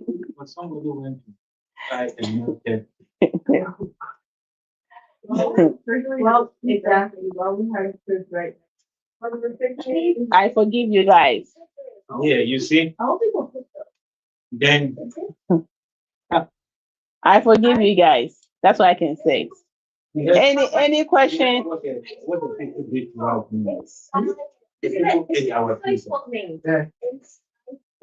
Any questions? So next week. So before I even let you go, right? So guys, get this thing together before I let you go, before I let you guys go. Document this real quick, okay? Document this real quick. Okay. If you take a screenshot. I want you to see how vehicle versus MBOT come together. Okay. How do what? How vehicles and the MBOT. Vehicles versus the MBOT. Okay. So you see the chassis support and skeleton. And the MBOT is the blue metal frame, right? The engine and motor is what? Propulsion power, and what? The encoder motor is what? Our engine, okay? Sensors for environmental awareness and what? Ultrasonic, the ultrasonic sensors is what? The MBOT. The brain, what? Making decisions, and when it comes to the MBOT, the what? The CPU or the ECU unit or what? The cyber pi, okay? So take notes when I bring my blue kit or block it or whatever. Don't say I didn't tell you.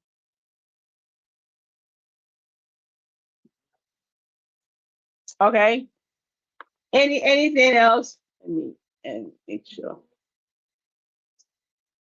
Anything? So okay. So some of the timeline of innovation. Okay. Between 1886 to 2026, mechanical. By 1970 is electronic. 2014, EBI was founded. 2026, autonomous what engine, okay? You see how I put our EBI year so you don't say you forgot, okay? So, and so that's it. If you have any questions, find me. Second, I'm just kidding. Are we good? We will talk more about this next week. This just by the way. But my biggest focus is this one, okay? This one here, okay? So, What's the assignment? What's the assignment? So, do you want to write this? Try and understand how vehicle versus the MBOT comes together. The difference. Yeah. Yeah. And then, so guys, the scratch, right? The scratch that we try to get you guys to work on. Go back and practice.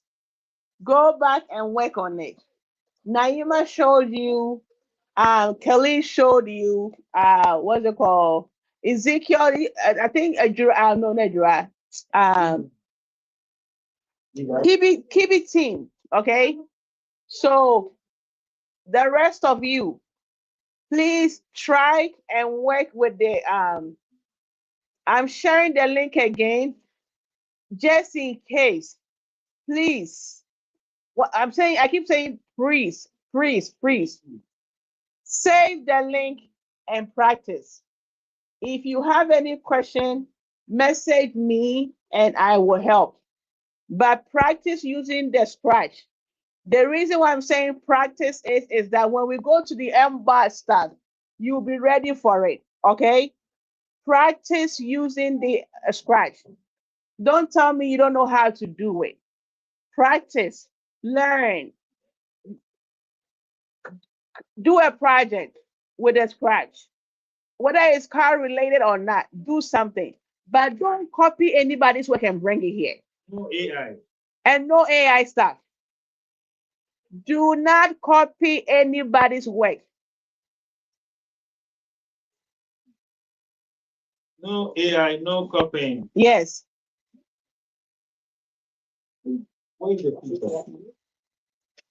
Don't copy anybody's stuff. Don't go and do AI stuff.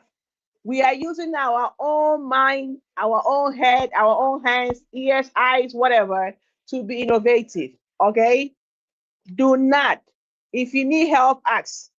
But this is the link. Just learn what the scratch system is all about. Okay? Just learn. Prince will tell you. When Prince got to understand this part, he's doing so many amazing things out there. Prince and David Yakubu. That when you get this base, this is the simplest way to learn coding. Okay? When as you are coding it, where is the one that you can see? Is it this one here? No, the one that you can see the code. There is a place you can see the code. I'm trying to see. Let me see. I only see. Oh. So all these are coding, right? But Tony, I thought that You have to take picture. And what happened? there is no. I thought there is a way that you can see the code that you coded with Scratch. Yes. We are in the automotive. If you want to do train, fine. If you want to do, remember, and next week we will go over the different part of the chase or the chases and stuff, okay? And I keep saying chase, chess. Forgive me.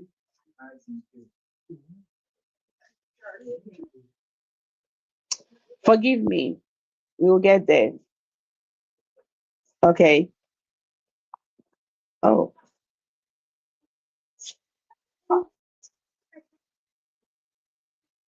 I can do better. Okay. So practice. Design anything. I want you to understand what all this is about, okay? And so when we start working on our MBOT stuff, we will be ready to go, okay? You see costume here.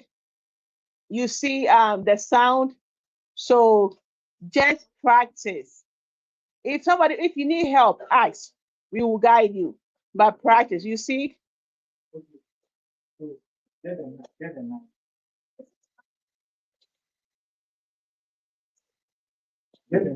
I'm not grading you guys. I'm just guiding you. We will work on a project from A to Z. But for now, practice, okay? Practice.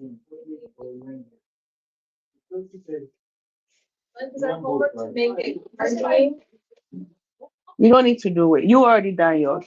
Yeah. Yeah. Anybody have a question for me on Scratch? Anybody?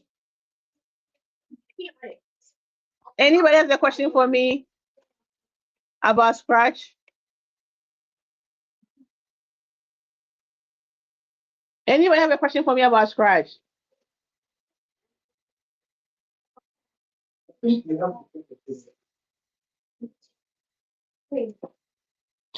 Anybody has a question for me? Let me see the chat.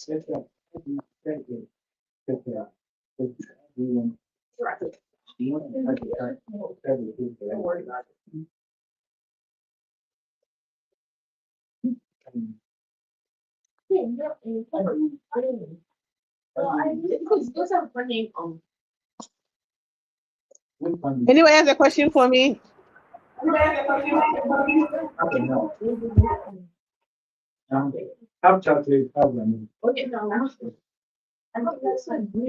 Yeah. Because she's having the main life is having a tiny this like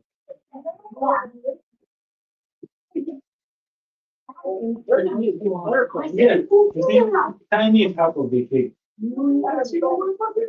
Any question? So in your Scratch, right, guys? The block area where you are able to what? Pick any of your programming. Over here is your code. Whatever you drag here, you are coding. Okay? Anytime you drag something here, you are coding. Okay? And this is how you see what you have done, the stage. Here you can do customization and stuff like that. Does anybody have any question for me on that area?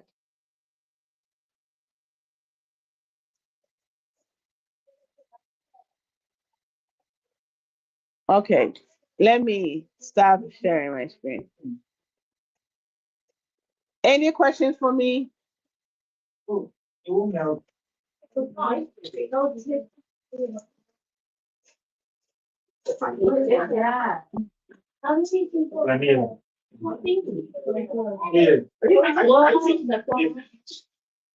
Hey, I got you.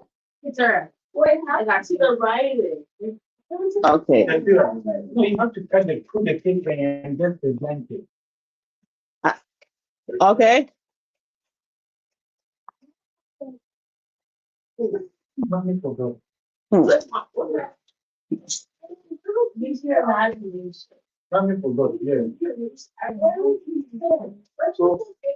Okay, so if no question, I look forward to seeing your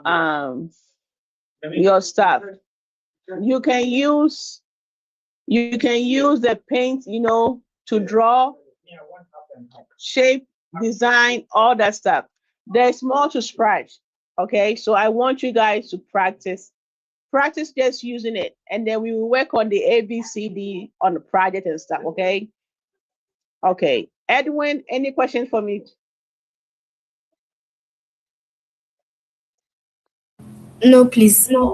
Okay, somebody asked, is it only for the sprite or MBOT is part? No, we are not working on the MBOT yet. Only now focusing on Scratch, because we are going to be coding very soon. So I want you guys to practice. Some of you have done the coding before. Those who haven't done coding before, this is your first time in Scratch. Kindly practice using Scratch, okay? Before we bring the assignment and stuff. Okay. Okay, so we will talk. Enjoy your weekend or your Saturday. And next week, I want to see what you've done in Scratch. Are we good on that? Okay. And hi, Raphael. It's Bismarck with you guys.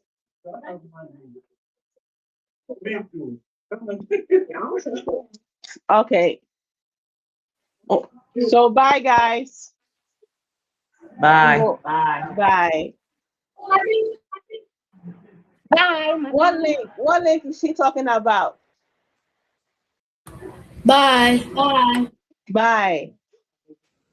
Please, the link chassis. Okay, that is for Naima. I will send a slide to you guys. Okay, I'm coming. Okay, madam. Let it break and let it break. What's